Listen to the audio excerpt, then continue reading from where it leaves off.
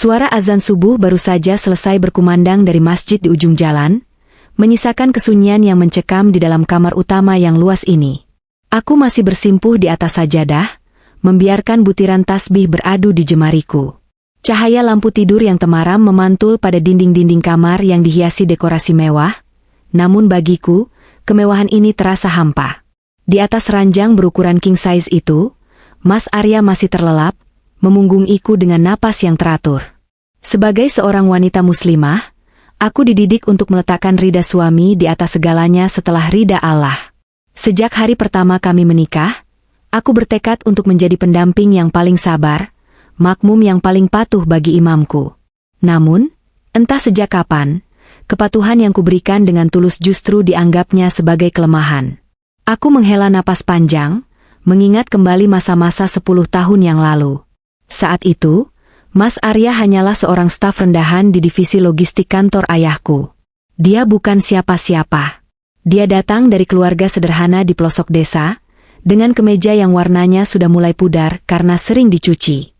Namun, ada satu hal yang membuat ayahku jatuh hati padanya, sopan santunnya yang luar biasa. Dia selalu menundukkan pandangan saat berbicara denganku, bicaranya lembut, dan dia adalah pekerja yang paling jujur yang pernah ayah temui. Aisyah, kata ayah padaku suatu sore di beranda rumah lama kami. Mas Arya itu bibit unggul. Dia memang miskin harta sekarang, tapi dia kaya akhlak. Ayah ingin kamu mendampinginya. Ayah butuh seseorang yang bisa ayah percaya untuk memegang perusahaan ini di masa depan. Aku yang saat itu juga bekerja di kantor ayah sebagai manajer keuangan, setuju tanpa ragu. Aku mengagumi kesantunannya. Kami menikah dengan penuh kesederhanaan. Setelah menikah, atas permintaan Mas Arya dan saran ayah, aku memilih berhenti bekerja kantoran agar bisa fokus mengurus rumah tangga dan mendukungnya dari belakang. Aku rela melepas karir cemerlangku demi memberinya ruang untuk bersinar. Dan dia memang bersinar. Seiring menurunnya kesehatan ayah, Mas Arya perlahan-lahan dididik untuk memegang kursi pimpinan. Kini, dia adalah CEO di perusahaan yang dibangun ayah dengan keringat dan darah. Namun, seiring dengan melambungnya jabatan dan saldo di rekeningnya, sikap santun yang dulu membuatku jatuh cinta seolah menguap terbawa angin. Aku bangkit dari sajadah, melipat mukena dengan rapi, dan melangkah menuju dapur. Meski kami memiliki asisten rumah tangga, aku selalu memastikan sarapan Mas Arya disiapkan oleh tanganku sendiri. Itu adalah caraku memberikan perhatian, cara halusku untuk mengetuk hatinya yang kian membeku. Di dapur, aku mulai menyiapkan kopi hitam kesukaannya dan nasi goreng tanpa pedas. Sambil memasak, pikiranku melayang pada perubahan sikapnya yang drastis sejak setahun terakhir. Tepatnya sejak dia sering mendapatkan proyek di luar kota. Mas Arya yang dulu hangat kini menjadi pria yang sangat cuek, dingin, dan mudah sekali marah tanpa sebab yang jelas. Jika aku bertanya sedikit saja tentang pekerjaannya, dia akan membentakku, menuduhku ingin ikut campur atau tidak percaya padanya. Pagi, Pak, sapaku lembut saat melihatnya turun dari tangga dengan setelan jas mahal yang tampak sangat pas di tubuh tegapnya. Dia tidak menjawab. Dia langsung duduk di meja makan, matanya terpaku pada layar ponsel. Tidak ada lagi sapaan, sayang, atau kecupan di kening yang dulu selalu mengawali hari-hari kami. Nasi gorengnya sudah siap, Mas. Kopinya juga masih panas, ujarku sambil meletakkan piring di hadapannya. Dia mencicipi 1 sendok, lalu mendengus. Hambar. Kamu itu setiap hari di rumah saja masak begini saja nggak becus. Apa saja sih kerjaanmu seharian? Hatiku mencelos. Aku tadi sudah bumbui seperti biasa, Mas. Mungkin karena Mas lagi kurang fit. Jangan cari alasan. Bentaknya tiba-tiba, membuatku tersentak. Saya ini capek, Aisyah. Kerja banting tulang buat kamu sama anak kamu. Kamu enak-enakan di rumah, tinggal minta uang, numpang hidup sama saya, tapi melayani suami saja malas-malasan. Kata-kata, numpang hidup, itu terasa seperti sembilu yang menyayat dada. Dia benar-benar lupa. Dia lupa bahwa rumah yang kami tempati ini adalah pemberian ayahku sebagai hadiah pernikahan. Dia lupa bahwa jabatan CEO yang dia sandang adalah mandat dari ayahku. Dan yang paling menyakitkan, dia seolah buta bahwa aku tidak hanya numpang hidup. Di rumah ini, di antara sela-sela waktu mengurus Rara, putri kami, aku mengelola bisnis butik muslimah yang cukup besar secara mandiri. Aku punya penghasilan sendiri, bahkan aku sering menggunakan uangku untuk kebutuhan rumah tangga tanpa pernah memintanya jika aku merasa dia sedang tertekan dengan pekerjaan kantor. Tapi baginya, pekerjaan istri di rumah tidak pernah dianggap sebagai kerja. Tak lama kemudian, Rara turun dengan seragam sekolahnya.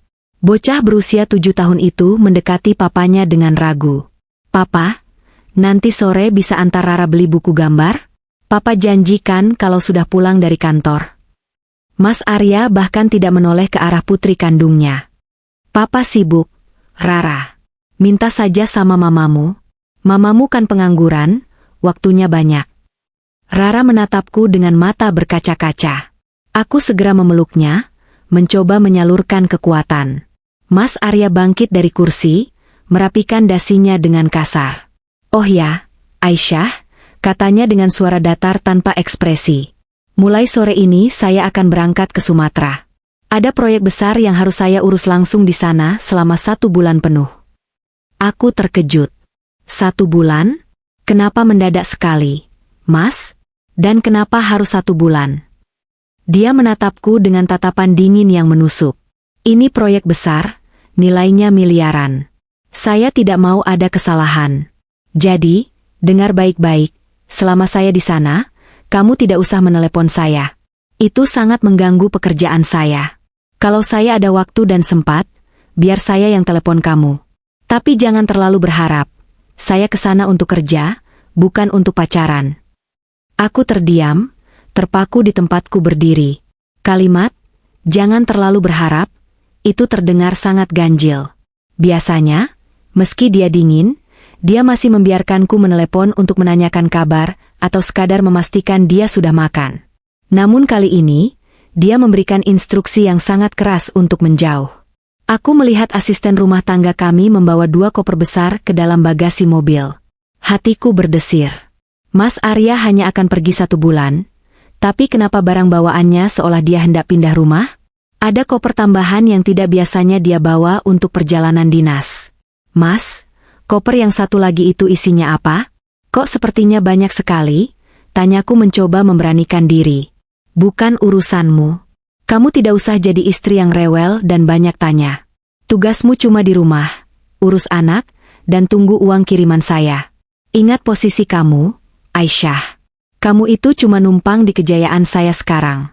Jangan membuat saya tidak nyaman dengan kecurigaanmu yang tidak bermutu itu." Dia melangkah keluar menuju mobil, tanpa sekalipun berpamitan dengan layak kepada Rara. Deru mesin mobilnya yang menjauh meninggalkan debu dan luka yang kian menganga di hatiku. Aku berdiri di ambang pintu, menatap gerbang yang tertutup rapat. Ada sesuatu yang tidak beres. Rasa sesak di dadaku memberitahuku bahwa perjalanan ke Sumatera ini bukanlah sekadar perjalanan bisnis biasa. Ada aroma kebohongan yang tertinggal di udara. Sebagai wanita yang taat, aku selalu diajarkan untuk berprasangka baik pada suami. Namun, melihat sikapnya yang semakin ngelunjak semenjak menjabat posisi tinggi, seolah-olah dia adalah raja dan aku hanyalah pelayan yang menumpang nasi padanya, membuat kesabaranku mulai menemui titik batas. Dia lupa siapa yang membukakan jalan untuknya. Dia lupa siapa yang memberinya kesempatan saat dunia memandangnya sebelah mata. Dan yang paling parah, dia lupa bahwa setiap kesuksesan yang dia raih saat ini, ada 2 tulus dari istri yang sering dia hinakan ini. "Ya Allah," bisikku lirih sambil mendekap Rara yang masih sesenggukan. "Jika memang ada sesuatu yang dia sembunyikan, bukakanlah jalannya bagiku. Berikanlah aku kekuatan jika kebenaran itu ternyata lebih pahit dari yang kubayangkan." Aku kembali masuk ke dalam rumah. Langkahku kali ini tidak lagi gontai. Ada sebuah tekad yang mulai tumbuh. Jika Mas Arya pikir aku adalah wanita lemah yang bisa dia injak-injak harga dirinya hanya karena dia merasa telah menjadi penguasa, maka dia salah besar. Darah ayahku mengalir di nadiku, darah seorang pebisnis yang tangguh dan jeli. Sambil berjalan menuju ruang kerjaku untuk mengecek pesanan butik, aku meraih ponsel. Aku tidak akan menelepon Mas Arya. Tidak. Aku akan menelepon seseorang yang selama ini membantuku mengawasi aset-aset perusahaan dari kejauhan. Permainan sudah dimulai, dan aku tidak akan membiarkan istana yang kubangun bersama ayahku hancur oleh keserakahan pria yang lupa daratan. Rumah besar ini terasa jauh lebih sunyi setelah kepergian Mas Arya. Biasanya, meski dia bersikap dingin dan suka marah-marah, setidaknya ada sosoknya yang mondar-mandir di ruang kerja atau duduk kaku di meja makan. Kini, hanya ada aku dan Rara. Putri kecilku itu lebih banyak diam sejak keberangkatan papanya. Dia mungkin masih terlalu kecil untuk memahami keretakan rumah tangga kami, tapi dia cukup dewasa untuk merasakan bahwa kasih sayang ayahnya telah menguap. 3 hari berlalu tanpa satupun panggilan telepon dari Mas Arya. Sesuai pesannya yang ketat, jangan telepon, jangan ganggu, aku berusaha menahan diri. Sebagai istri yang taat, aku mencoba menghormati permintaannya. Namun, hati kecilku tidak bisa tenang. Firasat seorang istri seringkali merupakan bisikan kebenaran yang belum terucap. Sore itu, aku duduk di ruang kerjaku, mencoba fokus mendesain koleksi terbaru untuk butikku. Namun, jemariku kaku. Pikiranku terus tertuju pada koper besar yang dibawa Mas Arya. Mengapa seorang pria yang pergi untuk urusan proyek konstruksi membawa setelan jas pesta dan beberapa pasang sepatu pantofel mewah yang baru dibelinya? Aku memutuskan untuk membuka laptop, bukan untuk mendesain, melainkan untuk mengecek rekening bank pribadiku. Rekening ini adalah tempatku menyimpan keuntungan dari butik, yang rencananya akan kusimulasikan untuk dana pendidikan lanjut Rara di masa depan. Saat layar menampilkan saldo, jantungku seakan berhenti berdetak. Astagfirullah. Bisikku, tanganku gemetar menutupi mulut. Saldonya nyaris kosong. Hanya tersisa beberapa ratus ribu rupiah. Padahal, seharusnya ada hampir 500 juta rupiah di sana. Aku segera memeriksa riwayat transaksi. Dalam seminggu terakhir, terjadi beberapa kali penarikan tunai dalam jumlah besar dan transfer ke sebuah rekening yang tidak kukenali. Mas Arya memiliki akses ke rekening ini karena dulu aku mempercayainya sepenuhnya. Dia adalah suamiku, imamku. Aku pikir, apa yang milikku adalah miliknya juga. Ternyata, dia memanfaatkan kepercayaan itu untuk menguras keringatku tanpa izin. Kemarahan mulai membakar dadaku, namun aku mencoba tetap tenang. Aku segera beralih membuka portal sistem keuangan internal perusahaan ayah. Meski aku sudah tidak aktif berkantor, ayah tetap memberiku akses sebagai pemegang saham utama untuk memantau kesehatan finansial perusahaan. Aku mencari nama, proyek Sumatera, yang dikatakan Mas Arya. Tidak ada. Aku mencari lagi dengan kata kunci, dinas luar kota, CEO. Nihil. Tidak ada pengajuan dana operasional untuk proyek di Sumatera bulan ini. Tanganku semakin gemetar saat memeriksa laporan pengeluaran kas darurat perusahaan. Di sana tertera angka yang lebih fantastis, 2 miliar rupiah ditarik atas perintah CEO untuk keperluan mendesak vendor strategis. Namun, nama vendor yang tertera tampak asing dan tidak terdaftar dalam database mitra lama ayah. Kamu mencuri, Mas? Kamu mencuri dari perusahaan ayahku dan dari tabungan istrimu sendiri? Suaraku tercekat di tenggorokan. Rasa sakitnya bukan lagi soal kurang perhatian, tapi ini adalah penghinaan terhadap kehormatan. Dia yang dulu datang dengan baju kumal dan sikap sopan, kini menjelma menjadi parasit yang merampok keluarga yang telah mengangkat derajatnya. Aku segera menelepon Mbak Ratna, sekretaris senior di kantor yang sudah bekerja sejak zaman ayah masih muda. Dia adalah orang kepercayaan keluarga kami. Halo, Mbak Ratna. Ini Aisyah, kataku berusaha menormalkan suara. Oh, Bu Aisyah. Ada yang bisa saya bantu? Suaranya terdengar ragu, seolah ada sesuatu yang dia sembunyikan juga. Mbak, jujur sama saya. Mas Arya benar-benar di Sumatera? Di kota mana? Hening cukup lama di seberang sana. Aku bisa mendengar helaan napas berat Mbak Ratna. Sebenarnya, Bu, Pak Arya tidak sedang dinas. Beliau mengambil cuti besar selama 1 bulan. Katanya ada urusan keluarga yang sangat mendesak dan bersifat pribadi. Beliau berpesan agar tidak ada yang mengganggu, bahkan saya dilarang memberikan informasi apapun kepada pihak keluarga, termasuk ibu. Duniaku terasa berputar. Cuti? Dia berbohong tentang pekerjaan demi sesuatu yang pribadi? Mbak, tolong kirimkan saya detail transaksi terakhir dari kartu kredit perusahaan yang dibawa Mas Arya. Saya tahu itu melanggar prosedur, tapi ini menyangkut kelangsungan perusahaan ayah. Mbak Ratna terdiam sejenak, lalu menjawab dengan suara rendah. Baik, Bu. Saya akan kirim ke email pribadi Ibu sekarang juga. Saya juga merasa ada yang aneh dengan sikap Pak Arya belakangan ini. Beliau sering menerima telepon rahasia dan bersikap sangat defensif. Beberapa menit kemudian, notifikasi email masuk. Aku membukanya dengan napas memburu. Laporan transaksi itu adalah bukti tak terbantahkan. Bukan di Sumatera. Jejak kartu kredit itu menunjukkan aktivitas di Bali. Pembayaran uang muka di sebuah luxury wedding organizer, reservasi presidential suite di sebuah resort mewah di Nusa Dua, dan pembelian perhiasan berlian di sebuah toko ternama di Mall Galleria Bali. Air mataku jatuh tanpa bisa dibendung. Bukan karena aku masih mencintainya, tapi karena aku merasa sangat bodoh. Selama ini aku bersabar, melayaninya dengan sepenuh hati, memaafkan bentakannya, dan berusaha menjadi istri yang patuh. Sementara dia merencanakan pengkhianatan sebesar ini dengan uang yang ia curi dari keluargaku. Aku teringat ucapannya sebelum pergi, jangan terlalu berharap saya menelepon. Tentu saja, karena dia sedang sibuk berpesta di atas penderitaanku. Tiba-tiba, sebuah notifikasi muncul di akun Instagram butikku. Seseorang baru saja menandai akunku dalam sebuah unggahan. Aku membukanya. Itu adalah unggahan dari seorang model muda bernama Bella. Aku mengenalinya karena dia pernah melamar menjadi model katalog butikku namun kutolak karena sikapnya yang tidak sopan. Dalam foto itu, dia berpose manja di sebuah pantai di Bali dengan latar belakang matahari terbenam. Di jarinya melingkar cincin berlian yang sangat kukenali, cincin yang ada dalam daftar transaksi kartu kredit Mas Arya. Captionnya tertulis, H3 menuju hari paling bahagia dalam hidupku. Terima kasih, calon imamku, CEO-ku tersayang, yang sudah mewujudkan pernikahan impian ini. Maaf ya yang di rumah, aku yang menang kali ini. New Beginnings Bali Wedding. Darahku mendidih. Dia tahu.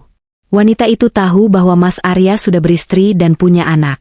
Dia bukan hanya pelakor biasa, dia adalah wanita rakus yang sengaja ingin menghancurkanku.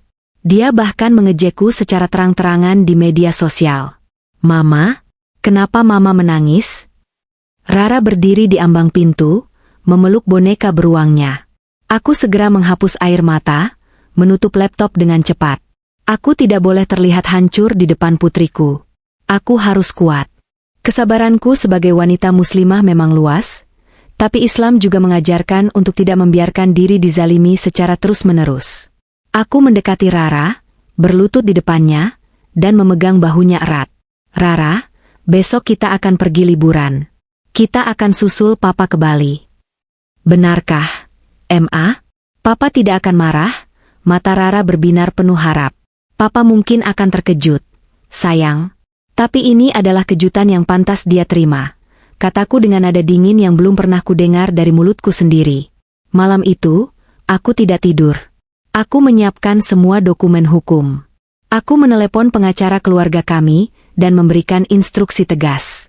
Aku juga menelepon ayah, menjelaskan semuanya dengan hati-hati agar kesehatannya tidak drop. Ayah murka, lebih murka dari yang kubayangkan. Dia memberikan restu penuh padaku untuk melakukan apapun demi menyelamatkan harga diri keluarga. Aku mengemas pakaianku dan Rara. Aku memilih gamis terbaikku, sebuah pakaian yang melambangkan martabat dan kekuatan, bukan kesedihan. Mas Arya pikir aku adalah keset kaki yang bisa dia injak dan tinggalkan begitu saja setelah dia merasa sukses. Dia lupa bahwa jalan yang dia lalui untuk sukses adalah karpet merah yang aku dan ayahku bentangkan. Jika dia berani mencuri dariku dan menghinaku sebagai wanita yang numpang hidup, maka aku akan menunjukkan padanya bagaimana rasanya kehilangan segalanya dalam satu malam. Besok, di Bali, di tengah pesta mewahnya, aku akan datang bukan sebagai istri yang menangis meminta dikasihani. Aku akan datang sebagai pemilik sah dari semua yang dia banggakan. Aku akan mengambil kembali apa yang menjadi milikku, dan membiarkan dia kembali ke tempat asalnya. Debu. Pesawat yang membawaku dan Rara membelah awan menuju Bandara Internasional Ngurah Rai.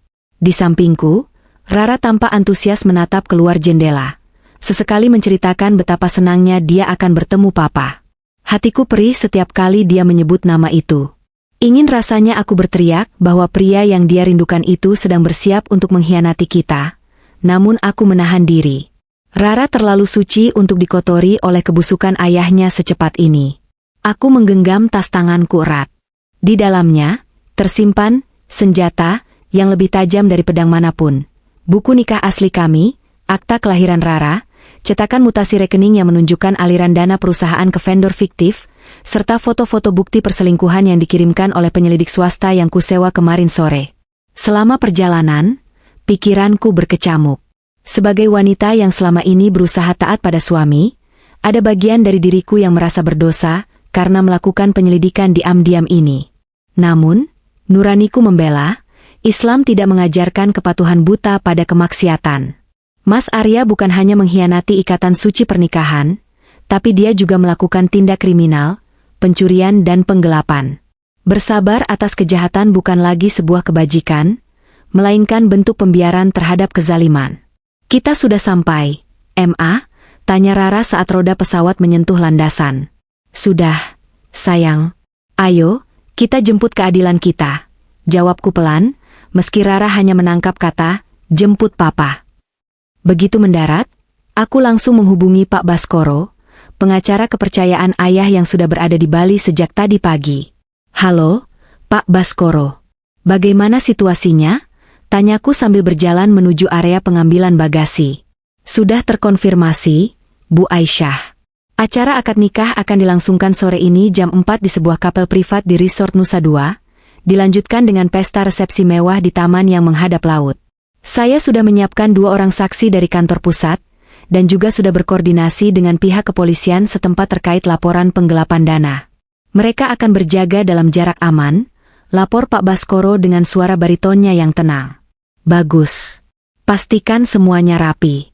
Saya tidak ingin dia punya celah untuk melarikan diri, tegasku.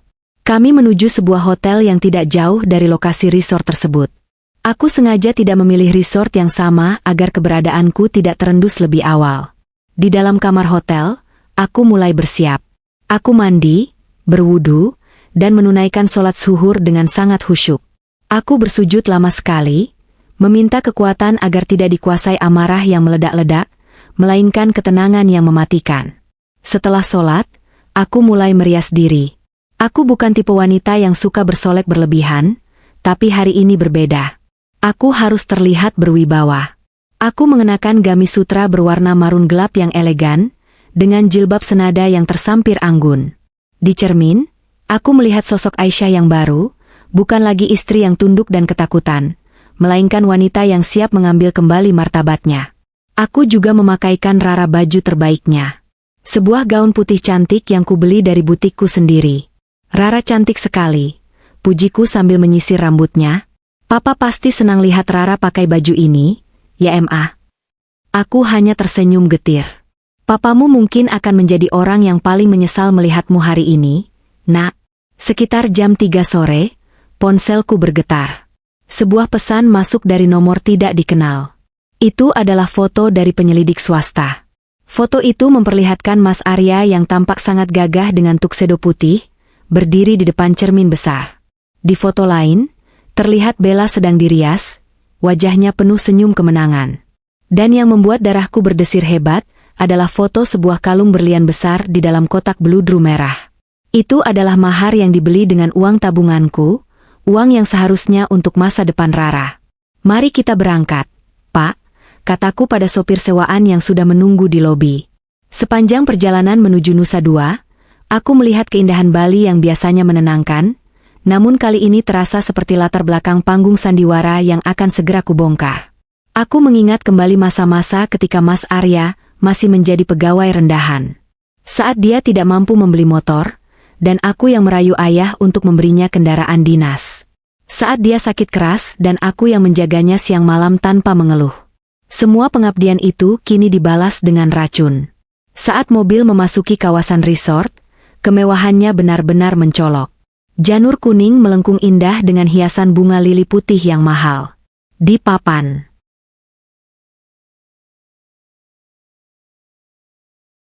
Penyambutan, tertulis dengan huruf emas, The Wedding of Ariel Bella, A Journey of True Love. True Love? Cinta sejati macam apa yang dibangun dari harta curian dan tangisan anak istri? Aku turun dari mobil dengan langkah yang mantap. Pak Baskoro sudah menunggu di dekat gerbang masuk area privat bersama dua orang pria tegap. "Ibu siap?" tanya Pak Baskoro. Aku menatap Rara yang menggandeng tanganku, lalu menatap kapel yang terlihat dari kejauhan. "Sangat siap, Pak. Mari kita perlihatkan pada mereka bagaimana akhir dari sebuah keserakahan." Penjaga keamanan di pintu masuk sempat menahanku. "Maaf, Ibu, boleh lihat undangannya? Ini acara privat." Aku membuka kacamata hitamku, menatapnya dengan tatapan dingin yang berwibawa. "Saya tidak butuh undangan untuk menemui suami saya sendiri. Dan ini," aku menunjuk Pak Baskoro, "adalah kuasa hukum dari pemilik perusahaan yang mendanai seluruh acara ini. Jika Anda menghalangi kami, saya pastikan resort ini akan terlibat dalam masalah hukum penggelapan dana." Penjaga itu tampak bingung dan gentar melihat aura ketegasanku. Dia menoleh pada rekannya, lalu perlahan memberi jalan. Aku melangkah masuk, melewati lorong-lorong berhias bunga yang harumnya sangat menyengat, menuju area taman di mana musik klasik mulai mengalun merdu. Di sana, di bawah altar yang menghadap laut biru, aku melihat punggung pria yang selama ini menjadi imamku. Dia sedang menjabat tangan seorang pria tua, mungkin ayah Bella, untuk memulai prosesi. Suaranya terdengar lantang di kejauhan, mencoba mengucapkan janji suci di atas tumpukan dosa. Aku berhenti sejenak, mengambil napas dalam-dalam. "Rara, lihat itu Papa," bisikku pada anakku. "Papa." Rara berteriak gembira dan ingin berlari, namun aku menahannya dengan lembut. "Tunggu sebentar, sayang. Kita beri kejutan yang paling besar untuk Papa." Aku memberi isyarat pada Pak Baskoro. Inilah saatnya. Kesabaran Aisyah sudah habis, dan badai akan segera datang menghantam istana pasir yang mereka bangun dengan angkuh. Aku melangkah maju, membelah kerumunan tamu undangan yang mulai menoleh dengan penuh tanya. Setiap langkahku adalah akhir dari karir Mas Arya. Setiap langkahku adalah kehancuran bagi Bella.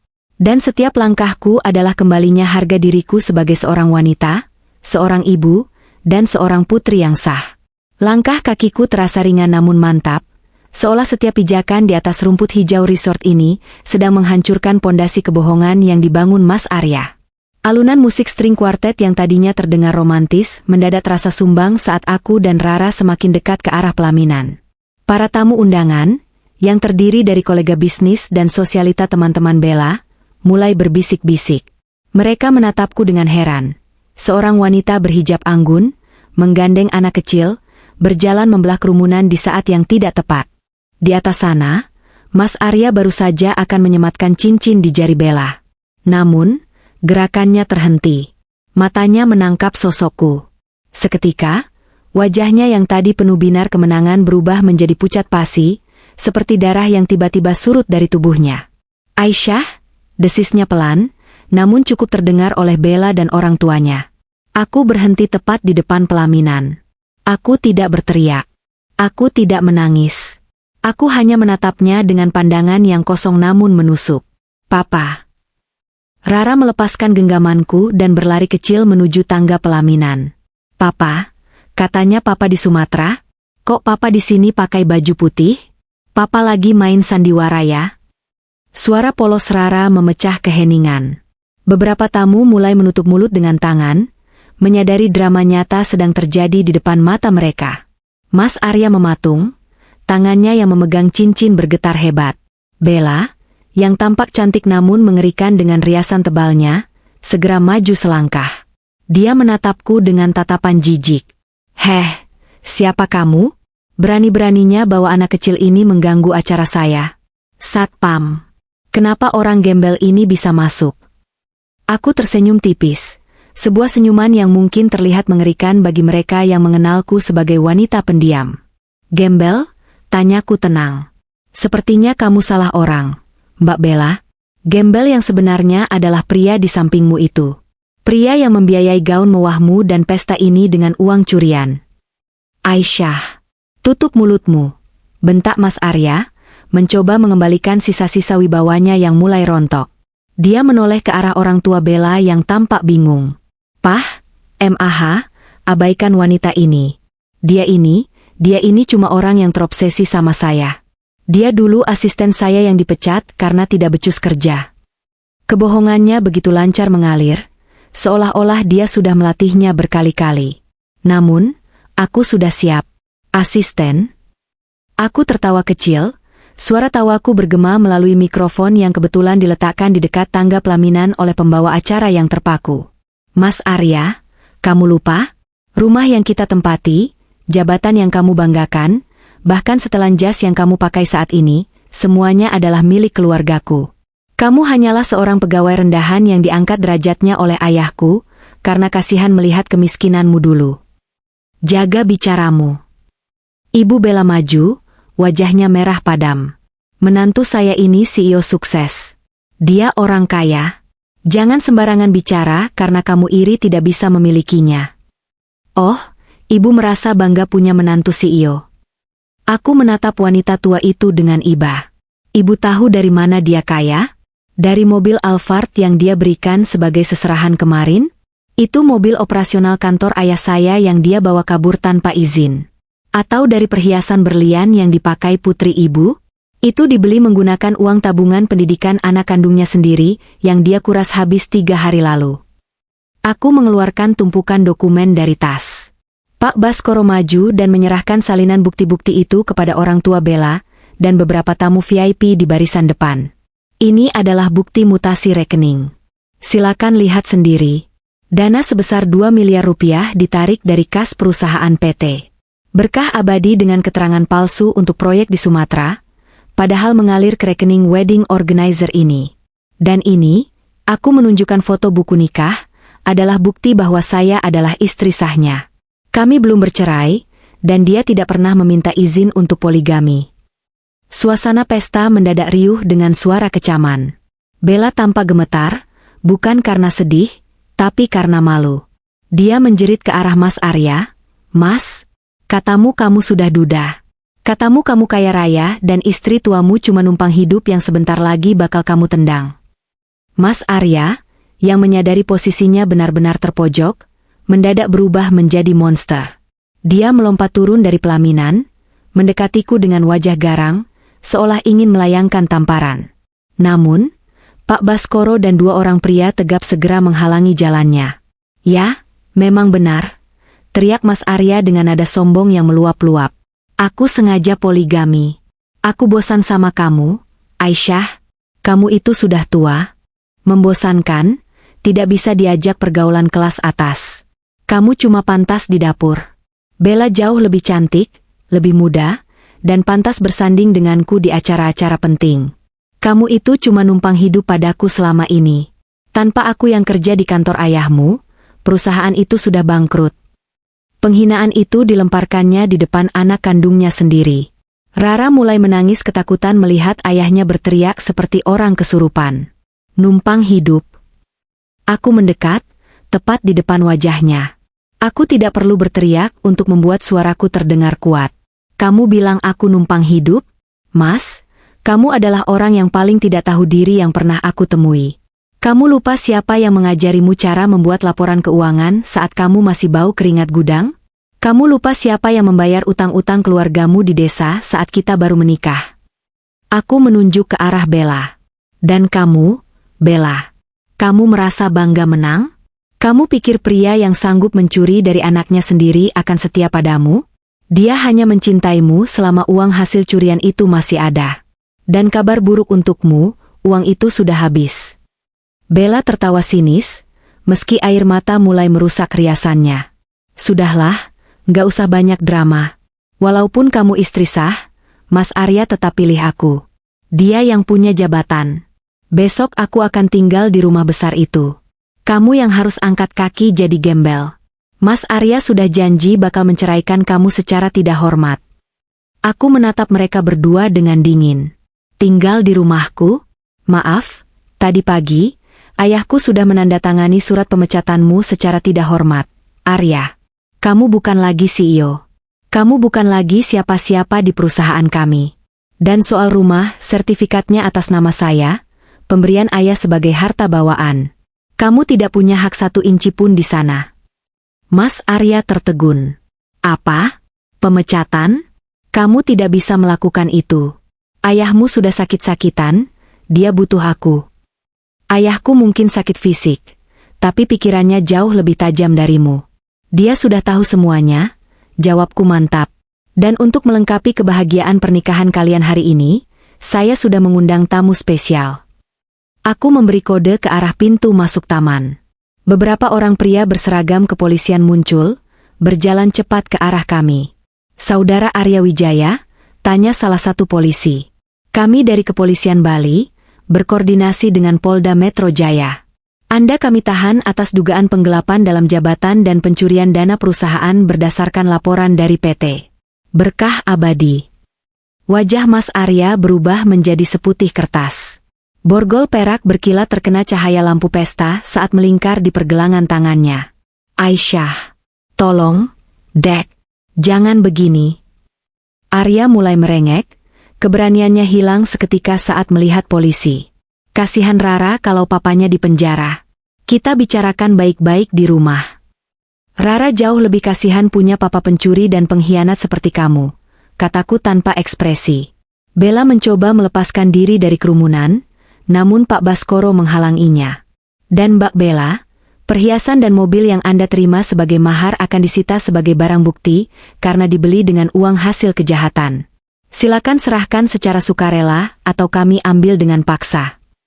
Di tengah pesta yang hancur berantakan itu, aku berdiri tegak. Aku melihat orang tua Bella yang tadinya sombong kini, menutupi wajah mereka dengan taplak meja, karena malu yang amat sangat. Tamu-tamu yang tadi memuja Arya kini memandangnya dengan tatapan jijik. Aku menggandeng tangan Rara yang masih terisak. Ayo, nak, kita pulang. Bau busuk di sini sudah terlalu menyengat. Aku berbalik, meninggalkan jeritan histeris Bella dan permohonan ampun Arya yang menyedihkan. Ini barulah permulaan. Aku akan memastikan mereka merasakan apa artinya hidup tanpa martabat, tanpa harta, dan tanpa dukungan siapapun. Persis seperti kondisi mereka sebelum mengenal keluarga kami. Kesabaranku sudah usai, kini biarlah keadilan yang bekerja. Penerbangan kembali ke Jakarta terasa jauh lebih ringan daripada saat keberangkatan. Di sampingku, Rara tertidur lelap, kelelahan setelah badai emosi yang menghantamnya di Bali. Aku menatap keluar jendela pesawat, melihat gumpalan awan yang putih bersih. Rasanya seperti jiwaku baru saja dicuci bersih dari beban kesabaran yang salah tempat selama bertahun-tahun. Sesampainya di Jakarta, aku tidak membuang waktu. Langkah pertama yang kulakukan adalah membawa ayah ke kantor pusat. Meski fisik ayah masih lemah dan harus menggunakan kursi roda, binar matanya kembali menyala saat melihat gedung perusahaan yang ia rintis dengan susah payah. Kamu siap, Aisyah? Tanya ayah pelan, menggenggam tanganku. Siap? Yah. Sudah saatnya perusahaan ini dibersihkan dari benalu, jawabku mantap. Pagi itu, suasana di kantor pusat PT Berkah Abadi tampak tegang. Kabar penangkapan Mas Arya di Bali sudah menyebar luas melalui pesan singkat dan media sosial. Para karyawan berbisik-bisik saat aku melangkah masuk ke lobi. Mereka tidak lagi melihatku sebagai ibu CEO yang lembut dan hanya datang sesekali untuk mengantar bekal, melainkan sebagai sosok yang membawa wibawa pemilik sah perusahaan. Aku segera memanggil seluruh jajaran direksi dan manajer untuk rapat darurat. Di ruang rapat utama, aku duduk di kursi pimpinan, posisi yang selama ini diduduki Mas Arya dengan kesombongannya. Selamat pagi semuanya. Suaraku bergema tenang namun tegas. Seperti yang Anda ketahui, Saudara Arya Wijaya telah diberhentikan secara tidak hormat per hari ini atas dugaan penggelapan dana perusahaan. Mulai hari ini, saya, Aisyah Putri, akan mengambil alih posisi Direktur Utama sebagai wakil dari pemegang saham mayoritas. Beberapa manajer yang dulu merupakan orang-orang bentukan, Mas Arya tampak gelisah. Mereka mencoba memprotes, meragukan kemampuanku karena selama ini aku hanya seorang ibu rumah tangga. Maaf, Bu Aisyah, tapi mengelola perusahaan konstruksi dan properti tidak semudah mengurus rumah atau butik, ujar salah satu manajer keuangan yang kutahu sering membantu Arya memanipulasi laporan. Aku tersenyum tipis, membuka laptopku, dan menampilkan data audit internal yang sudah kusiapkan bersama Pak Baskoro dan tim auditor independen tadi malam. Justru karena saya mengelola butik saya sendiri secara profesional, saya tahu ada yang tidak beres dengan laporan keuangan Anda, Pak Heru, kataku sambil menunjuk beberapa angka yang janggal. Data menunjukkan Anda membantu saudara Arya mengalirkan dana ke perusahaan cangkang di Sumatera yang ternyata fiktif. Jadi, sebelum Anda meragukan kemampuan saya, sebaiknya Anda siapkan pengacara, karena nama Anda ada dalam daftar laporan kepolisian berikutnya. Ruangan itu mendadak sunyi. Pak Heru pucat pasi, tidak menyangka bahwa istri yang dianggap numpang hidup ini memiliki ketajaman analisis yang mematikan. Hari itu juga, aku melakukan restrukturisasi besar-besaran. Aku memecat semua orang yang terlibat dalam skema korupsi Arya dan mempromosikan orang-orang jujur seperti Mbak Ratna. Sementara itu, di balik jeruji besi sel tahanan sementara di Bali sebelum dipindahkan ke Jakarta, kehidupan Mas Arya berubah menjadi neraka. Tanpa setelan jas mahal, tanpa parfum impor, dia hanyalah seorang pria dengan baju tahanan berwarna oranye. Aku datang menjenguknya sekali, hanya untuk menyelesaikan urusan hukum dan administrasi perceraian. Saat melihatku di balik jeruji besi, Arya langsung bersimpuh di lantai, tangannya berusaha menggapai celah jeruji. Aisyah, Dek, Mas mohon cabut laporannya. Mas hilaf, Dek. Mas digoda Bella, dia yang minta dibelikan ini itu. Mas sayang kamu, Mas sayang Rara, rintihnya dengan air mata yang terus mengalir. Suaranya yang dulu membentakku kini terdengar sangat menyedihkan. Kamu sayang kami, Mas? Tanyaku datar. Sayang macam apa yang membuatmu menguras tabungan pendidikan anakmu sendiri demi wanita lain? Sayang macam apa yang membuatmu menghinaku sebagai wanita gembel yang numpang hidup? Mas cuma emosi, Dek. Mas sombong karena posisi itu. Tolong, Mas nggak mau dipenjara. Mas bisa gila di sini. Kamu memang sudah gila, Arya. Gila harta dan gila hormat, kataku tanpa secuil pun rasa iba. Aku datang ke sini hanya untuk menyerahkan surat gugatan cerai dan pencabutan hak asuh anak. Kamu tidak pantas menjadi ayah bagi Rara. Dan soal laporan polisi, itu bukan urusanku lagi, tapi urusan hukum negara yang sudah kamu langgar. Aku bangkit berdiri. Oh ya, satu lagi. Bella, wanita yang kamu banggakan itu, dia sudah kabur. Begitu dia tahu semua aset atas namamu disita dan kamu jatuh miskin, dia langsung mencoba mencari mangsa baru. Tapi sayang, jejak digitalnya sebagai pelakor sudah tersebar luas. Dia sekarang menjadi gelandangan sosial, diusir dari kontrakannya karena tidak bisa membayar, dan keluarganya menutup pintu karena malu. Arya meraung histeris mendengar kenyataan itu. Pria yang dulu begitu angkuh kini hancur berkeping-keping. Kehidupan Bella ternyata lebih tragis dari yang kubayangkan. Karma bekerja dengan sangat presisi. Setelah semua barang pemberian Arya disita polisi sebagai barang bukti kejahatan, dia tidak memiliki apa-apa lagi. Foto-foto pernikahannya yang megah di Bali kini menjadi bahan hujatan di internet. Suatu sore, Mbak Ratna menunjukkan sebuah video viral padaku. Bella terlihat sedang bertengkar dengan pemilik kos di pinggiran Jakarta karena menunggak pembayaran. Wajahnya yang dulu cantik kini terlihat kusam dan penuh tekanan. Dia benar-benar menjadi gembel, seperti yang pernah dia tuduhkan padaku. Orang tuanya yang dulu begitu bangga pamer menantu CEO, kini harus menanggung malu dan dikucilkan dari pergaulan sosial mereka. Kembali ke kantor, bisnis butikku justru semakin berkembang pesat. Kisah ketegaranku menjadi inspirasi bagi banyak wanita. Aku menggunakan keuntungan perusahaan dan butik untuk mendirikan yayasan bagi wanita-wanita korban KDRT dan pengkhianatan, agar mereka bisa mandiri secara finansial. 1 bulan kemudian, Rara merayakan ulang tahunnya. Kami mengadakannya secara sederhana namun penuh kehangatan di rumah ayah. Ayah tampak jauh lebih sehat dan bahagia melihatku memimpin perusahaan dengan tangan dingin yang penuh integritas. "Ma, Papa nggak datang ya?" tanya Rara pelan saat meniup lilin. Aku berlutut, memeluknya erat. "Papa sedang belajar bertanggung jawab atas perbuatannya, sayang. Tapi Rara jangan sedih, ada Mama, ada Opa, dan ada banyak orang yang sayang sama Rara." Aku berdiri tegak di beranda rumah, menatap langit malam yang bertabur bintang. Aku telah membuktikan bahwa ketaatan seorang istri bukan berarti kelemahan. Aku tetap menjadi wanita muslimah yang santun, namun kini aku juga seorang wanita yang berdaya. Kesombongan Arya dan kerakusan Bella telah membawa mereka ke lubang kehancuran yang mereka gali sendiri. Sementara aku, Dengan restu ayah dan kekuatan doa, berhasil mengambil kembali tahta yang seharusnya menjadi milikku. Selamat menikmati karma kalian, karena keadilan Tuhan tidak pernah datang terlambat. Dunia bisnis Jakarta digemparkan oleh berita kejatuhan Arya Wijaya. Pria yang selama ini dicitrakan sebagai The Golden Boy di industri konstruksi ternyata hanyalah seorang penipu yang membangun kemewahannya di atas tumpukan surat utang dan dana gelap. Berita di televisi dan portal daring terus menayangkan proses hukumnya, namun aku tidak membiarkan diriku larut dalam kepuasan dendam. Bagiku, ini bukan tentang balas dendam, melainkan tentang pembersihan. Di ruang kerjaku yang kini berada di lantai paling atas gedung PT Berkah Abadi, aku duduk bersama tim hukum dan auditor. Di depanku bertumpuk berkas aset yang telah berhasil kami inventarisir. Bu Aisyah, ini daftar aset yang berhasil disita oleh pihak kepolisian dan yang kami tarik secara internal, ujar Pak Baskoro sambil menyodorkan sebuah map merah. Semua rekening atas nama Arya Wijaya telah dibekukan. Apartemen mewah yang ia beli untuk Bella di Jakarta Selatan ternyata cicilannya menunggak 3 bulan.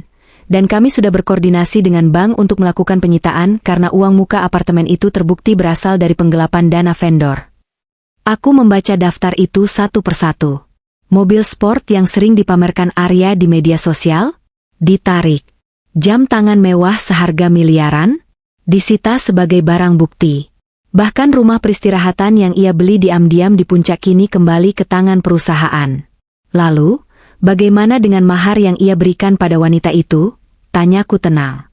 Sesuai perintah ibu, seluruh perhiasan berlian dan emas yang menjadi mahar telah kami ambil melalui jalur hukum, karena dibeli dengan uang hasil curian dari tabungan pribadi ibu dan dana perusahaan. Bella sempat histeris dan mencoba menyerang petugas saat kami menarik paksa cincin di jarinya, tapi dia tidak punya pilihan lain. Dia sekarang benar-benar tidak punya apa-apa. Aku mengangguk perlahan. Ada rasa sesak yang aneh, tapi bukan karena aku merindukan Arya. Aku hanya merasa ironis melihat bagaimana seorang manusia bisa kehilangan segalanya hanya karena merasa dirinya sudah berada di atas awan. Sore harinya, saat aku hendak pulang, sekretarisku mengabarkan bahwa ada seorang wanita yang bersikeras ingin menemuiku di lobi. Dia terlihat sangat berantakan, Bu. Namanya Bella, lapornya dengan nada ragu. Aku terdiam sejenak. Aku bisa saja menyuruh satpam mengusirnya, tapi aku ingin melihat dengan mata kepalaku sendiri hasil dari benih yang dia tanam. Bawa dia ke ruang tunggu privat. Jangan biarkan dia masuk ke area staf. Saat aku melangkah masuk ke ruang tunggu, aku nyaris tidak mengenali sosok di depanku. Bella yang di Bali tampak begitu glamor dan sombong, kini duduk meringkuk dengan pakaian yang kusut. Riasan wajahnya tidak ada lagi, digantikan oleh mata sembab dan wajah pucat yang terlihat jauh lebih tua dari usia aslinya. Begitu melihatku, dia langsung bersimpuh di depanku, mencoba memegang ujung gamisku. Mbak Aisyah, tolong saya. Mbak, isaknya dengan suara serak. Saya diusir dari apartemen. Orang tua saya malu dan tidak mau menerima saya lagi. Saya tidak punya uang, tidak punya tempat tinggal. Semua barang saya diambil polisi. Saya minta maaf, Mbak. Saya hilaf. Aku menarik gamisku perlahan, menjaga jarak. Hilaf? Bella? Di Bali? Kamu begitu percaya diri menyebutku gembel. Kamu menantangku untuk melayanimu di rumahku sendiri. Di mana keberanianmu yang itu? Saya dibohongi Mas Arya, Mbak. Dia bilang Mbak itu cuma parasit. Dia bilang Mbak yang minta cerai karena ada laki-laki lain. Saya cuma korban. Dia mulai mencari kambing hitam, cara klasik seorang pengecut. Cukup, Bella, potongku dingin. Kamu bukan korban. Kamu adalah pelaku yang sadar. Kamu tahu dia sudah punya istri, kamu tahu dia punya anak, tapi kamu tetap memilih untuk berpesta di atas penderitaan kami dengan uang yang bukan hakmu. Kamu bukan mencintai Arya, kamu mencintai gaya hidup yang dia curi dariku. Aku berdiri tegak, menatapnya dengan pandangan yang tidak lagi mengandung kemarahan, hanya rasa iba yang mendalam. Islam mengajarkan saya untuk memaafkan, tapi memaafkan bukan berarti menghapus konsekuensi. Kamu bilang kamu akan menjadi gembel jika Arya menceraikan saya? Sekarang lihat dirimu sendiri. Kamu menuai apa yang kamu tanam. Mbak, saya mohon beri saya sedikit uang untuk makan dan tempat tinggal. Saya tidak tahu harus kemana lagi, pintanya menghibah. Gunakan tangan dan kakimu yang masih sehat untuk bekerja secara jujur, Bella. Mulailah dari nol, seperti Arya dulu sebelum dia menjadi serakah. Jangan pernah tunjukkan wajahmu lagi di hadapan keluargaku. Aku keluar dari ruangan itu tanpa menoleh lagi. Di lobi, aku melihat satpam menggiringnya keluar.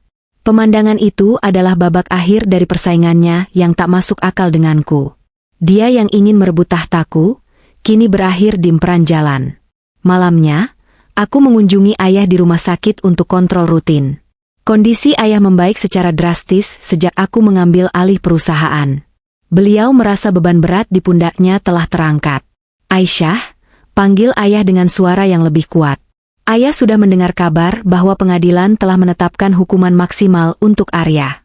Dia divonis 10 tahun penjara atas penggelapan dana dan pencurian. Aku menghela napas. 10 tahun. Waktu yang cukup lama untuk merenungi segala kesalahannya di balik tembok beton yang dingin. Bagaimana perasaanmu, nak? Lega? Yah. Bukan karena dia menderita, tapi karena kebenaran sudah tegak. Perusahaan ayah kembali bersih, dan Rara sudah tidak lagi bertanya-tanya mengapa papanya tidak pernah pulang. Dia sudah tahu bahwa papanya sedang sekolah untuk menjadi orang baik. Ayah tersenyum bangga. Kamu jauh lebih kuat dari yang ayah bayangkan. Dulu ayah pikir kamu hanya akan menjadi makmum yang pasif. Ternyata, kamu adalah pemimpin yang hebat. Aku hanya melakukan apa yang diperintahkan agama. Yah. Patuh pada suami selama dia benar, tapi tegas pada kezaliman saat dia salah. Seorang wanita muslimah tidak diciptakan untuk menjadi keset, tapi untuk menjadi perhiasan yang menjaga martabat keluarganya. Aku pulang ke rumah malam itu, rumah yang kini terasa hangat kembali. Tidak ada lagi bentakan, tidak ada lagi suasana dingin yang mencekam. Aku masuk ke kamar Rara, mencium keningnya yang tengah tertidur lelap. Di atas meja rias, aku melihat buku tabungan baru yang kubuatkan untuknya. Isinya sudah kembali penuh, ditambah dengan bunga dan ganti rugi yang ditarik dari aset-aset Arya. Masa depan putriku telah aman. Besok, aku akan kembali ke kantor sebagai CEO yang sah. Aku akan meluncurkan koleksi terbaru butikku yang bertema The Resilience. Sebuah koleksi yang menceritakan bahwa di balik kelembutan seorang wanita, terdapat kekuatan yang mampu meruntuhkan gunung kesombongan. Selamat tinggal masa lalu yang pahit. Arya dan Bella mungkin sedang meratapi nasib mereka sebagai tunawisma dan narapidana, namun aku baru saja memulai kehidupan yang sebenarnya. Kehidupan di mana aku tidak lagi menumpang pada siapapun, karena aku adalah nahoda bagi hidupku sendiri. Berikut adalah bab 7 dengan pengembangan narasi yang mendalam, sekitar 1000 kata. Menceritakan fase 5 tahun kemudian, di mana Aisyah mencapai puncak kesuksesannya sementara Arya dan Bella tenggelam dalam kehampaan. 5 tahun telah berlalu sejak badai di Nusa Dua itu meluluh lantakkan hidupku. Waktu ternyata adalah tabib terbaik, sekaligus hakim yang paling adil. Hari ini, aku berdiri di podium aula utama sebuah hotel berbintang di Jakarta, mengenakan setelan blazer muslimah dari koleksi premium butikku sendiri. Di depanku, ratusan pasang mata, para pengusaha, pejabat, dan media, bertepuk tangan saat aku dinobatkan sebagai Women Entrepreneur of the Year. PT Berkah Abadi, perusahaan yang dulu hampir digerogoti oleh keserakahan Arya, kini telah berkembang menjadi Berkah Abadi Group. Kami tidak hanya bergerak di bidang konstruksi, tapi juga merambah ke properti ramah lingkungan dan industri busana muslimah yang sudah menembus pasar internasional. Keberhasilan ini bukan milik saya sendiri. Ucapku di depan mikrofon, suaraku tetap rendah hati namun penuh wibawa. Ini adalah buah dari kejujuran, integritas, dan keyakinan bahwa Allah tidak akan pernah membiarkan hambanya yang dizalimi berjuang sendirian. Dari barisan depan, ayah yang kini duduk di kursi roda tampak menitikan air mata haru. Di sampingnya, Rara telah tumbuh menjadi gadis remaja yang cerdas dan anggun. Dia adalah asisten pribadiku yang paling kritis sekaligus penyemangat utamaku.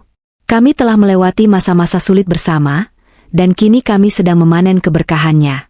Setelah acara usai, aku meminta sopirku untuk tidak langsung pulang. Aku ingin mengunjungi sebuah tempat yang sudah lama tidak kudatangi. Sebuah pusat rehabilitasi dan pelatihan keterampilan bagi mantan narapidana yang aku dirikan secara anonim melalui yayasanku. Di sana, Aku menerima laporan bahwa seorang tahanan baru saja bebas bersyarat setelah menjalani hukuman 5 tahun dari total 10 tahun vonisnya karena berkelakuan baik. Pria itu adalah Arya Wijaya. Aku tidak menemuinya secara langsung. Aku hanya duduk di dalam mobil yang kacanya gelap, memperhatikannya dari kejauhan saat dia melangkah keluar dari gerbang besi besar itu. Sosok yang kulihat sangat jauh berbeda dengan CEO angkuh yang dulu menghinaku. Arya kini terlihat sangat kurus. Rambutnya yang dulu tertata rapi kini memutih di banyak tempat. Dia memegang tas plastik lusuh berisi pakaian-pakaian lamanya, pakaian yang mungkin sudah tidak muat lagi di tubuhnya yang ringkih. Dia berdiri di pinggir jalan, tampak bingung dan linglung. Tidak ada mobil mewah yang menjemputnya. Tidak ada sopir yang membukakan pintu. Tidak ada Bella yang memujanya. Dia benar-benar sendirian di dunia yang telah lama melupakannya. Tiba-tiba, mata Arya terpaku pada sebuah papan reklame raksasa di seberang jalan. Di sana, terpampang wajahku yang sedang tersenyum sebagai duta sebuah bank syariah nasional dengan tulisan besar, Aisyah Putri, membangun negeri dengan integritas. Aku melihat tubuhnya bergetar. Dia menutup wajahnya dengan kedua tangan, lalu jatuh terduduk di trotoar. Di tengah keramaian Jakarta, pria yang dulu merasa bisa menginjak-injak harga diri istrinya itu, kini menangis terseduh-seduh seperti anak kecil. Dia kehilangan segalanya, karir, harta, keluarga, dan harga diri. Dia kini benar-benar menjadi pengemis di kota yang dulu ia anggap sebagai miliknya. Bagaimana dengan Bella? Karma tidak pernah salah alamat. Melalui laporan tim kemanusiaan yayasanku, aku mengetahui bahwa Bella kini tinggal di sebuah pemukiman kumuh di pinggiran kota. Kecantikannya yang dulu ia agung-agungkan telah sirna digerus kerasnya hidup. Dia sempat mencoba peruntungan di dunia hiburan malam, namun skandal, pelakor mencuri uang perusahaan, yang dulu kubongkar telah menempel padanya seperti tato yang tidak bisa dihapus. Tidak ada pria terhormat yang mau mendekatinya, dan tidak ada perusahaan yang mau menerimanya. Kabarnya, dia kini bekerja sebagai buruh cuci keliling untuk menyambung hidup, sambil menanggung malu setiap kali tetangganya membicarakan masa lalunya yang kelam. Ibunya yang dulu sombong kini menderita stroke dan mereka hidup dalam keprihatinan yang mendalam. Mereka yang dulu ingin tinggal di rumahku dan menyuruhku melayani mereka, kini harus berjuang hanya untuk sesuap nasi di rumah petak yang bocor saat hujan. Aku menutup jendela mobil. Tidak ada rasa dendam lagi di hatiku. Hanya ada rasa syukur yang mendalam karena Allah telah menjagaku agar tidak menjadi seperti mereka. Kita pulang, Pak, kataku pada sopir. Sesampainya di rumah, aku mendapati Rara sedang membaca Al-Quran di ruang tengah. Suara lantunannya menyejukkan jiwa. Aku duduk di sampingnya, membelai kepalanya. "Ma, tadi Rara lihat berita di internet tentang mantan papa. Apa Mama sudah tahu kalau dia keluar hari ini?" tanya Rara hati-hati. Aku mengangguk pelan. "Sudah, sayang. Apa kita akan menolongnya?" Aku menatap mata putriku yang jernih. Mama sudah mendirikan yayasan untuk orang-orang seperti dia agar bisa berubah. Dia punya kesempatan yang sama seperti orang lain untuk memulai dari bawah secara jujur. Tapi untuk kembali ke hidup kita, itu adalah bab yang sudah tertutup rapat. Kita memaafkan untuk ketenangan kita, tapi kita tidak boleh lupa untuk menjaga kehormatan kita. Rara memelukku erat. Mama hebat. Rara bangga punya mama. Malam itu, aku kembali bersujud di atas sajadah yang sama. Sajadah yang dulu menjadi saksi bisu air mataku saat dihina dan dikhianati. Namun kali ini, air mata yang jatuh adalah air mata syukur. Aku teringat kata-kata Arya dulu, "Kamu itu numpang hidup padaku." Ternyata, dialah yang selama ini menumpang pada keberkahan yang Allah titipkan melalui kesabaranku. Dan ketika keberkahan itu dicabut, dia runtuh tak bersisa. Aku telah membuktikan bahwa menjadi wanita muslimah yang taat bukan berarti menjadi lemah. Ketaatan kepada Allah adalah kekuatan yang paling dahsyat. Dengan kekuatan itu, aku bisa mengubah penghinaan menjadi penghormatan, dan pengkhianatan menjadi jalan menuju kesuksesan yang luar biasa. Kini, aku berdiri di puncak kemenangan, bukan untuk menyombongkan diri, tapi untuk menunjukkan pada dunia bahwa karma itu nyata, dan keadilan ilahi akan selalu berpihak pada mereka yang memegang teguh kejujuran di tengah badai keserakahan. Waktu seringkali diibaratkan sebagai sungai yang mengalir tenang namun, mampu mengikis batu karang yang paling tajam sekalipun. Bagi Aisyah, 6 tahun sejak peristiwa di Bali adalah masa di mana ia tidak hanya membangun kembali reruntuhan bisnis keluarganya, tetapi juga membangun kembali kepingan-kepingan jiwanya yang sempat retak. Kini, ia bukan lagi sekadar wanita yang berusaha patuh, melainkan wanita yang telah menemukan hakikat kepatuhan yang sesungguhnya, patuh kepada Sang Khalik di atas segala makhluk. Pagi itu, Jakarta diselimuti kabut tipis. Aisyah berdiri di balkon kantornya di lantai 25. Gedung ini kini bernama Aisyah Tower, sebuah monumen keberhasilan yang ia dedikasikan untuk ayahnya. Dari ketinggian ini, manusia-manusia di bawah sana tampak seperti titik-titik kecil yang sibuk dengan urusan dunia. Ia teringat, 10 tahun lalu, ia pernah merasa begitu kecil dan tak berdaya di bawah bayang-bayang suaminya yang arogan. Namun kini, keadaan telah berbalik 180 derajat. Gema kesombongan yang menjadi debu. Di sudut lain kota ini, di sebuah terminal bus yang bising dan berdebu, seorang pria dengan pakaian kusam duduk termenung di bangku kayu yang reot. Pria itu adalah Arya. Kulitnya yang dulu bersih dan terawat kini legam terbakar matahari, kasar oleh sisa-sisa pekerjaan kasar yang ia ambil demi sesuap nasi setelah keluar dari penjara. Arya menatap telapak tangannya. Tangan yang dulu pernah memegang pena untuk menandatangani kontrak miliaran rupiah, kini gemetar karena kelelahan memindahkan barang-barang penumpang. Setiap kali ia melihat logo Berkah Abadi Group di truk-truk besar yang melintas, hatinya seperti diremas. Numpang hidup. Bisiknya lirih, mengulangi kata-kata yang pernah ia lemparkan pada Aisyah. Ironi itu kini memakannya hidup-hidup. Sekarang, dialah yang benar-benar tidak punya tempat tinggal tetap. Ia menumpang tidur di gudang agen bus, makan dari belas kasihan sesama kuli, dan tidak memiliki satu orang pun yang bisa ia hubungi. Teman-teman sosialitanya dulu menghilang bak ditelan bumi begitu ia mengenakan rompi oranye. Bella? Nama itu kini terdengar seperti kutukan di telinganya. Arya teringat hari di mana ia merasa menjadi raja saat menikahi Bella di Bali. Ia merasa begitu perkasa bisa menipu istri yang sudah menemaninya dari titik nol. Ia merasa begitu pintar bisa mencuri harta ayah mertuanya. Namun, di terminal yang kumuh ini, ia baru sadar bahwa kemuliaannya dulu hanyalah tumpangan dari kemuliaan istrinya. Tanpa doa Aisyah, tanpa kepercayaan ayah mertuanya, dia hanyalah orang asing yang tak punya harga diri. Pernah suatu kali, Arya mencoba mendatangi kantor Aisyah. Ia ingin meminta maaf, atau mungkin lebih tepatnya, meminta belas kasihan. Namun, saat ia melihat dari kejauhan Aisyah turun dari mobil mewah dengan pengawalan yang ketat, dikelilingi oleh staf yang menghormatinya, nyali Arya ciut. Aisyah tampak begitu bercahaya, begitu tinggi, sementara ia merasa seperti debu yang bahkan tak pantas mengotori sepatu mantan istrinya itu. Ia pergi sebelum satpam sempat menyadari kehadirannya. Itulah hukuman paling berat bagi pria sombong. Menyadari bahwa orang yang dulu ia rendahkan kini berada di tempat yang tak mungkin lagi ia jangkau. Akhir yang tragis bagi sang pemuja dunia. Karma bagi Bella tidaklah lebih ringan. Wanita yang dulu memuja kecantikan dan kemewahan itu, kini mengalami penderitaan fisik yang menghancurkan harga dirinya. Setelah kehilangan semua harta hasil curian dari Arya, Bella sempat mencoba mencari pria kaya lain.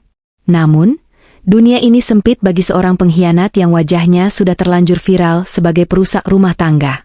Kini, Bella tinggal di sebuah kontrakan sempit di daerah padat penduduk. Kecantikannya memudar drastis akibat stres kronis dan pola hidup yang tak teratur. Yang lebih menyedihkan, ia didiagnosis menderita penyakit kulit langka yang membuat wajahnya yang dulu ia bangga-banggakan dipenuhi bercak-bercak permanen. Ia yang dulu menghina Aisyah, tua dan memalukan, kini justru takut melihat bayangannya sendiri di cermin. Orang tua Bella, yang dulu begitu angkuh menerima mahar curian, kini menanggung aib di masa tua mereka. Rumah mereka sering didatangi penagih utang, karena Bella sempat meminjam uang ke sana kemari, demi mempertahankan gaya hidupnya sebelum benar-benar bangkrut. Mereka kini hidup dalam kucilan sosial. Sebuah ghetto emosional yang mereka ciptakan sendiri dari benih keserakahan. Setiap malam, Bella menangis meratapi nasibnya. Ia teringat kalimatnya di Bali, "Kalau kamu dicerai pasti jadi gembel." Nyatanya, Aisyah justru semakin bersinar setelah bercerai, sementara dirinya, yang merasa menang saat itu, kini benar-benar hidup dalam kemelaratan yang nyata. Ia harus bekerja sebagai buruh di pabrik konveksi, Pekerjaan yang dulu ia anggap rendah, hanya untuk membayar sewa kamar yang luasnya tak seberapa. Pertemuan yang mengunci takdir. Suatu sore, sebuah acara bakti sosial diadakan oleh yayasan milik Aisyah di kawasan pinggiran Jakarta. Aisyah, ditemani Rara yang kini sudah mulai membantu di perusahaan, turun langsung untuk memberikan bantuan modal usaha bagi warga kurang mampu. Takdir mempertemukan mereka secara tidak sengaja.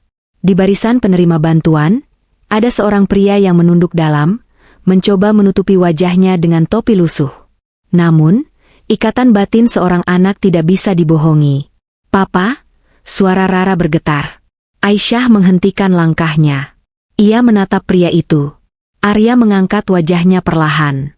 Matanya yang cekung bertemu dengan mata Aisyah yang tenang namun tajam. Tidak ada kebencian di mata Aisyah, yang ada hanyalah kedamaian seorang pemenang. "Aisyah." "Rara." Suara Arya parau, nyaris tak terdengar. Rara tampak ragu, ada rasa sedih namun juga kecewa yang mendalam di matanya. "Kenapa papa jadi begini?" Arya terjatuh di lututnya, menangis di hadapan banyak orang. "Maafkan papa, Rara. Maafkan saya, Aisyah. Saya sudah memetik hasil kesombongan saya. Saya benar-benar menjadi gembel seperti yang saya takutkan dulu." Aisyah menarik napas panjang. Ia memberi isyarat kepada stafnya untuk membawa Arya ke tempat yang lebih privat, agar tidak menjadi tontonan warga. Di dalam sebuah ruangan sederhana, Aisyah berbicara untuk terakhir kalinya kepada pria yang pernah menjadi imamnya itu. "Arya," panggil Aisyah tanpa embel-embel, "Mas. Saya sudah lama memaafkanmu, bukan karena kamu pantas dimaafkan, tapi karena hati saya terlalu berharga untuk menyimpan sampah berupa dendam. Tapi ketahuilah, pintu untuk kita kembali menjadi keluarga sudah tertutup rapat sejak hari kamu berbohong tentang dinas ke Sumatera." Aisyah mengeluarkan sebuah amplop. Di dalamnya ada sejumlah uang. "Bukan sebagai sedekah, tapi sebagai upah terakhir atas jasamu di masa lalu saat kamu masih jujur membantu ayahku. Gunakan ini untuk pulang ke desamu. Urus ibumu yang masih ada di sana. Jangan lagi menginjakkan kaki di kota ini untuk mengejar mimpi-mimpi kosongmu." Arya menerima amplop itu dengan tangan gemetar. "Terima kasih, Aisyah. Terima kasih. Kamu memang wanita saleha, sementara aku hanyalah pecundang." "Ingat satu hal, Arya," tambah Aisyah sebelum berbalik. "Harta bisa dicari, jabatan bisa diganti, tapi kehormatan dan kepercayaan yang sudah dihancurkan tidak akan pernah bisa kembali seperti semula. Kamu menyebutku numpang hidup padamu, tapi kenyataannya, kamu tidak pernah bisa berdiri tegak tanpa pondasi yang aku dan ayahku berikan." Aisyah melangkah keluar ruangan itu dengan anggun. Rara mengikuti di belakangnya, sempat menoleh sekali lagi ke arah ayahnya, memberikan tatapan perpisahan yang permanen. Hari itu, Aisyah benar-benar mengunci bab masa lalunya. Warisan kehormatan. 6 bulan setelah pertemuan itu, ayah Aisyah berpulang dengan tenang. Beliau pergi dengan senyum di wajahnya, mengetahui bahwa perusahaan dan putrinya berada di tangan yang tepat. Aisyah tidak menangis dengan meratap. Ia tahu bahwa ia telah memenuhi baktinya sebagai anak. Kini, Aisyah dikenal bukan hanya sebagai CEO sukses, tetapi juga sebagai tokoh pemberdayaan wanita muslimah di tingkat dunia. Butiknya telah bertransformasi menjadi brand global yang mengedukasi bahwa kecantikan sejati berasal dari kemandirian dan iman, bukan dari pamer kemewahan yang fana. Ia tetaplah wanita muslimah yang taat. Ia tetap menjaga santunnya. Namun, kini ia memiliki izzah atau kemuliaan diri yang tak tergoyahkan. Ia membuktikan bahwa seorang istri yang patuh tidak harus menjadi lemah. Kepatuhan itu adalah bentuk kasih sayang. Namun jika kasih sayang itu dibalas dengan pengkhianatan, maka keadilan harus ditegakkan. Suatu hari, Rara bertanya padanya saat mereka sedang bersantai di taman rumah mereka yang asri. "Ma, apa mama menyesal pernah menikah dengan papa?" Aisyah tersenyum, mengelus kerudung putrinya. "Tidak, sayang. Tanpa kejadian itu, mama tidak akan pernah tahu seberapa kuat mama sebenarnya. Mama tidak akan pernah tahu bahwa Allah adalah satu-satunya tempat bergantung yang tidak akan pernah mengecewakan. Papa MU adalah guru yang pahit, namun darinya mama belajar tentang harga sebuah kejujuran." Di akhir perjalanannya, Aisyah tetaplah Aisyah yang dulu suka mengaji di sepertiga malam. Namun kini, doanya bukan lagi meminta hati suaminya dilembutkan, melainkan doa agar ia selalu dijaga dalam kebenaran, dan agar Rara tumbuh menjadi wanita yang tidak akan pernah membiarkan siapapun menginjak-injak harga dirinya. Arya dan Bella kini hanyalah catatan kaki yang kelam dalam sejarah hidupnya. Mereka tetap hidup, namun dalam kesunyian dan kemiskinan, menjadi saksi hidup bahwa siapa yang menanam angin akan menuai badai, dan siapa yang menghina hamba Allah yang sabar akan dihinakan oleh Allah di hadapan dunia. Aisyah menatap langit sore yang berwarna jingga keemasan. Ia telah melewati prahara, menembus badai, dan kini ia sampai pada ketenangan yang hakiki. Ia bukan lagi wanita yang menumpang hidup. Ia adalah wanita yang membangun hidupnya di atas ridha Allah Subhanahu wa Ta'ala. 10 tahun telah berlalu sejak pertemuan terakhir yang menyakitkan di pinggiran Jakarta itu. Kini, suasana di kediaman utama keluarga Aisyah sangat berbeda. Tidak ada lagi keheningan yang mencekam atau aroma ketegangan. Yang ada hanyalah suara tawa renyah, wangi bunga melati yang segar, dan lantunan doa yang menyejukkan. Keberkahan yang tak terbendung. Aisyah kini telah memasuki usia matang dengan keanggunan yang luar biasa.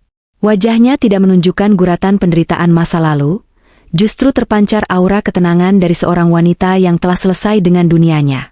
Ia telah melepaskan jabatan CEO Berkah Abadi Group kepada tangan-tangan profesional yang ia didik sendiri, dan kini ia lebih banyak menghabiskan waktunya sebagai tokoh kemanusiaan internasional. Yayasan yang ia dirikan, Cahaya Izzah, telah membantu ribuan wanita di seluruh Asia Tenggara untuk bangkit dari keterpurukan ekonomi dan trauma pengkhianatan. Aisyah bukan lagi sekadar pengusaha, ia adalah simbol harapan. Kebahagiaan Rara, buah dari kesabaran. Hari ini adalah hari paling istimewa bagi Rara.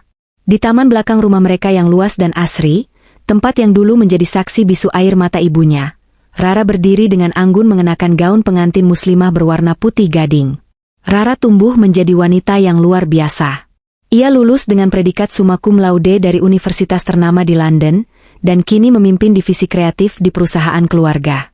Namun, yang paling membuat Aisyah bersyukur bukanlah prestasi akademis Rara, melainkan pilihannya dalam mencari pendamping hidup. Pria yang menjabat tangan wali Rara hari ini adalah Yusuf, seorang pemuda yang mengingatkan Aisyah pada sosok ayahnya dulu. Yusuf bukanlah seorang konglomerat, ia adalah seorang dokter yang mendedikasikan hidupnya untuk pelayanan masyarakat di daerah terpencil. Ia memiliki sopan santun yang tulus, bukan pura-pura. Ia memiliki rasa hormat pada wanita yang lahir dari iman, bukan dari ambisi jabatan. Saat akad nikah berlangsung, Aisyah duduk di barisan depan. Air mata bahagianya jatuh perlahan. Ia melihat Yusuf menatap Rara dengan pandangan yang begitu memuliakan, sebuah pandangan yang tidak pernah ia dapatkan dari Arya dulu. Ya Allah, terima kasih telah menggantikan setiap tetes air mata masa laluku dengan senyuman di wajah putriku, bisiknya dalam hati. Kabar dari kejauhan. Beberapa hari sebelum pernikahan Rara, Aisyah sempat menerima kabar singkat dari kampung halaman Arya di pelosok desa. Kabarnya, Arya kini hidup menyendiri, menghabiskan sisa harinya dengan bertani kecil-kecilan untuk bertahan hidup. Ia tidak pernah menikah lagi. Setiap kali orang bertanya tentang masa lalunya, ia hanya tertunduk diam dengan penyesalan yang tampak abadi di matanya.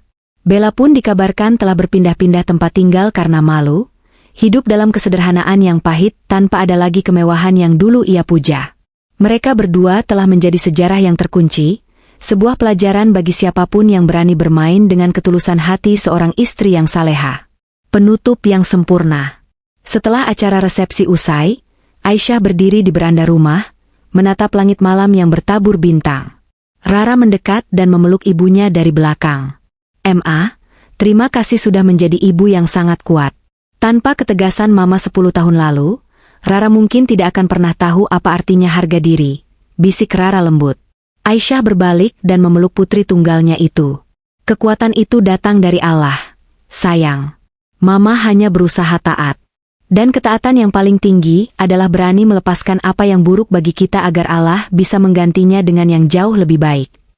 Malam itu, Aisyah benar-benar merasakan kemenangan yang sempurna. Kemenangan bukan karena ia melihat musuhnya hancur, tetapi kemenangan karena ia berhasil menjaga hatinya tetap bersih, menjaga hartanya tetap berkah, dan melihat keturunannya hidup dalam kemuliaan. Pelangi itu benar-benar datang, dan sinarnya jauh lebih indah daripada apa yang pernah ia bayangkan di tengah badai dulu.